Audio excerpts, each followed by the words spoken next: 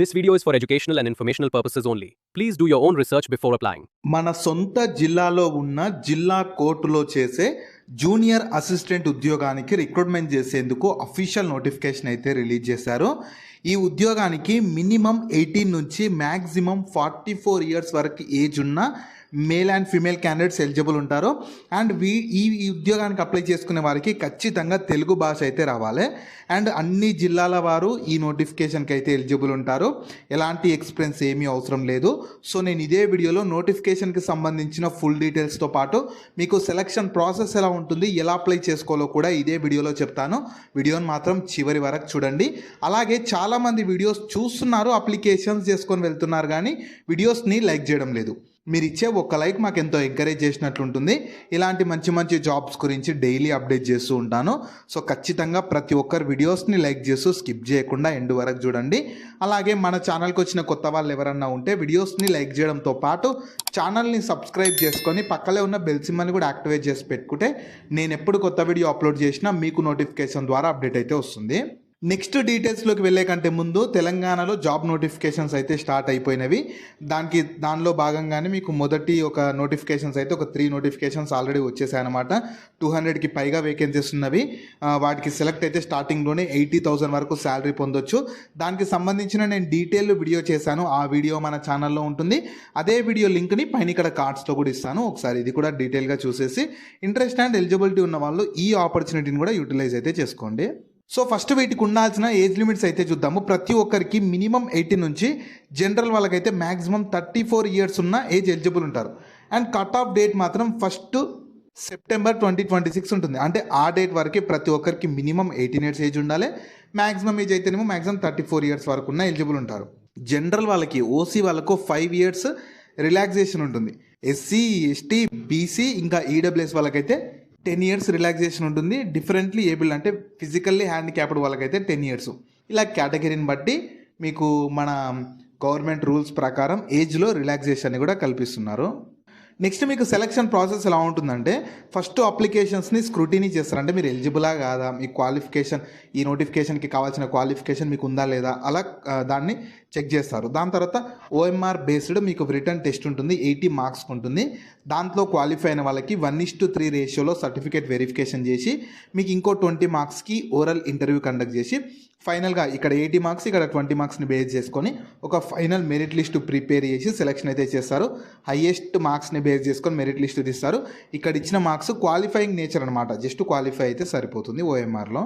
Next మీకు examination pattern ఎలా ఉంటుందంటే జనరల్ నాలెడ్జ్ నుంచి 40 క్వశ్చన్స్ 40 మార్క్స్ ఉంటుంది. అండ్ జనరల్ ఇంగ్లీష్ నుంచి 80 questions 80 marks, total 80 questions general English నుంచి 40 questions 40 marks, total 80 questions 80 marks ఉంటుంది. 90 మినిట్స్ 1.5 అవర్ టైం అయితే ఇస్తారు.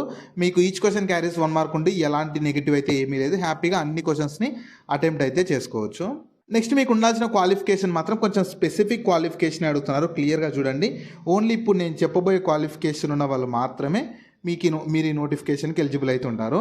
మీరు ఖచ్చితంగా డిగ్రీ ఇన్ ఆర్ట్స్లో కానీ, సైన్స్లో కానీ, కామర్స్లో కానీ, లాలో కానీ పాస్ అయిన వాళ్ళు మాత్రమే ఈ నోటిఫికేషన్కి ఎలిజిబుల్ ఉంటారు. అది స్టేట్ దాంట్లో అయినా సరే, సెంట్రల్ యూనివర్సిటీ ఏదైనా అయినా సరే, కానీ మీరు డిగ్రీ ఇన్ ఆర్ట్స్లో కానీ, డిగ్రీ ఇన్ సైన్స్లో కానీ, డిగ్రీ ఇన్ కామర్స్లో కానీ, డిగ్రీ ఇన్ లా పాస్ అయిన వాళ్ళు మాత్రమే ఎలిజిబుల్ ఉంటారు. అండ్ కంప్యూటర్ ఆపరేషన్కి సంబంధించి మీకు ఖచ్చితంగా నాలెడ్జ్ అన్నా లేదంటే క్వాలిఫికేషన్ ఏదో ఒకటి ఉన్నా మీకు సరిపోతుంది. సో మీకు దాని తర్వాత మీకు లాంగ్వేజ్కి సంబంధించి కూడా మీకు ఉంటుందన్నమాట. అంటే లాంగ్వేజ్ నాలెడ్జ్ ఉండాలి. మనకు లాంగ్వేజ్ నాలెడ్జ్ ఏంది, మన ఓన్ లాంగ్వేజ్ తెలుగు, మన లోకల్ లాంగ్వేజ్. దాంట్లో అంటే మీకు 10th కానీ 12th కానీ తెలుగు అనేది ఒక సబ్జెక్ట్గా ఉంటే మీకు సరిపోతుంది, ఆ సర్టిఫికేట్ సబ్మిట్ చేయొచ్చు.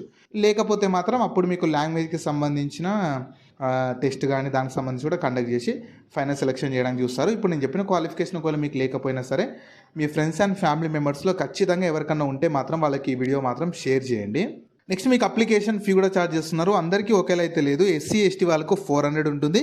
తర్వాత మీకు బీసీ ఓసీ వాళ్ళకు 800 ఉంటుంది. సో ఇది అఫీషియల్గా మీకు డిస్ట్రిక్ట్ కోర్టు వాళ్ళు ఛార్జ్ చేస్తున్నారు. మీరు బయట ఎక్కడ చేయాల్సిన అవసరం లేదు. వాళ్ళ అఫీషియల్ ప్రాసెస్ త్రూ చెప్పిన ప్రాసెస్ ద్వారానే పే చేయాలి. అఫీషియల్గా మీరు ఎలా పే చేయాలంటే డీడీ రూపంలో తీయాలి. అప్లికేషన్ అనేది ఆఫ్లైన్లో పంపించాలి. అందుకోసమే డిమాండ్ డ్రాఫ్ట్ రూపంలో మీరు తీయాల్సి ఉంటుంది. సో మీరు డీడీ అయితే ఎవరి పేరు మీద తీయాలంటే వాళ్ళ అఫీషియల్ నోటిఫికేషన్లోనే క్లియర్గా ఇచ్చారు. Demand draft only in the name of the secretary district level service authority Siddipet payable at Siddipet అనే నేమ్ తోటి మీరు డీడీ తీయాల్సి ఉంటుంది. ఆ డీడీని మీరు అప్లికేషన్ ఆఫ్లైన్లో చేసుకోవాలి కాబట్టి అప్లికేషన్ ఫామ్తో పాటు అటాచ్ చేసి మీరు డీడీ తీసాక ఒక రిసిప్ట్ ఇస్తారనమాట. ఆ రిసిప్ట్ని అటాచ్ చేసి పంపిస్తే అప్పుడు మీ అప్లికేషన్ ప్రాసెస్ సంబంధించి కూడా కంప్లీట్ అవుతుంది. నెక్స్ట్ ఇంపార్టెంట్ డేట్స్ వచ్చి మీకు నోటిఫికేషన్ అనేది 15th May 2026 రోజు రిలీజ్ అయింది. అప్లికేషన్ మాత్రం మీకు 18th May నుంచే స్టార్ట్ అయిపోయింది. అప్లై చేసుకోవడానికి లాస్ట్ డేట్ మాత్రం 18th June 2026 వరకు ఉంటుంది. అండ్ అప్లికేషన్స్ని 19th June రోజే మీకు స్క్రూటినీ అంటే మీకు చెక్ చేస్తారని అని ఇచ్చారు. రిటర్న్ టెస్ట్కి సంబంధించి డేట్స్ అయితే ఇంకా ఇవ్వలేదు. ఫర్దర్గా వీళ్ళ అఫీషియల్ వెబ్సైట్లోనే మీకు అప్డేట్ చేస్తారు. అప్లై చేసుకున్న వాళ్ళు ఎవరైనా కింద డిస్క్రిప్షన్లో కామెంట్ సెక్షన్లో అఫీషియల్ వెబ్సైట్ కూడా ఉంటుంది. ఖచ్చితంగా అప్లై చేసుకున్న వాళ్ళు చెక్ చేస్తూ ఉండండి. ఎగ్జామ్ డేట్స్ అయితే అప్డేట్ చేస్తారు. నెక్స్ట్ మీకు అప్లికేషన్ ప్రాసెస్ ఫస్ట్ నేను చెప్తాను చూడండి. మీరు ఏంటంటే వీళ్ళ అఫీషియల్ వెబ్సైట్కి వెళ్ళి మీరు అప్లికేషన్ ఫామ్నైనా డౌన్లోడ్ చేసుకోవచ్చు. కింద డిస్క్రిప్షన్లో కామెంట్ సెక్షన్లో డైరెక్ట్ అప్లికేషన్ ఫామ్ ఉంటుంది. అంటే నోటిఫికేషన్ పీడిఎఫ్లోనే కింద అప్లికేషన్ ఫామ్ ఉంటుంది. దాన్ని డౌన్లోడ్ చేసుకోవాలి. దాన్ని డౌన్లోడ్ చేసుకొని మీ నియర్ బై నెట్ సెంటర్కి వెళ్ళి దాన్ని ప్రింట్అవుట్ తీసుకోవాలి. ప్రింట్అవుట్ తీసుకున్నాక దాన్ని మొత్తం ఫిల్ చేయాలి. ఫోటో అతికించాలి. క్యాపిటల్ లెటర్స్లో డీటెయిల్స్ మొత్తం ఫిల్ చేస్తూ మీ నియర్ బై పోస్ట్ ఆఫీస్కి వెళ్ళి ఒక ఎన్వలప్ తీసుకోవాలి. ఎన్వలప్లో ఏం రాయాలంటే ఎన్వలప్ పైన application for the post of junior assistant అని రాయాలి.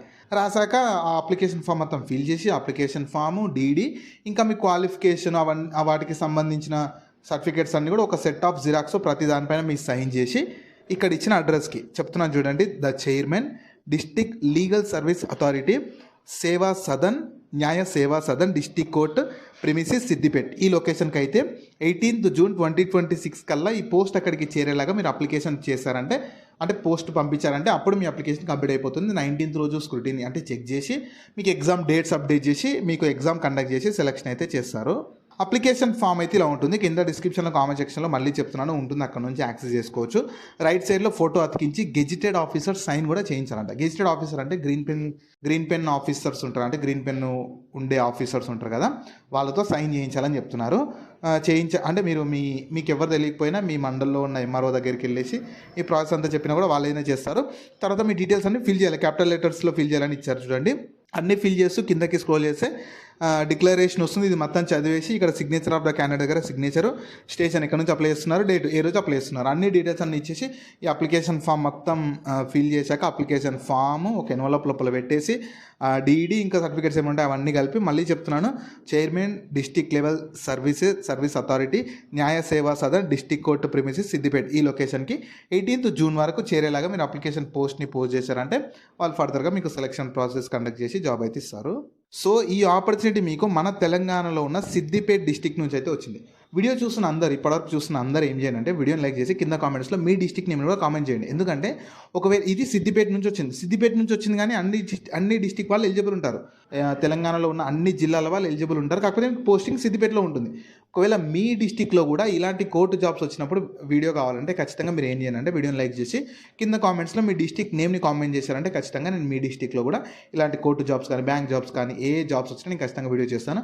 అందుకే వీడియోని లైక్ చేసి కింద కామెంట్స్లో మీ డిస్టిక్ నేమ్ అయితే కామెంట్ చేయండి. సో వీటికి సంబంధించిన లింక్స్ అన్ని వీడియో కింద డిస్క్రిప్షన్లో అలాగే కామెంట్ సెక్షన్లో పిన్ చేశారు చూడండి. అలాగే మీ ఫ్రెండ్స్ అండ్ ఫ్యామిలీ మెంబర్స్ అందరికి కూడా షేర్ చేయడం మాత్రం మర్చిపోకండి. మీకు జాబ్స్ గురించి ఎలాంటి డౌట్స్ ఉన్నా సరే కింద కామెంట్స్లో అడగండి. నేను ప్రతి కామెంట్కి రిప్లై అయితే ఇస్తాను.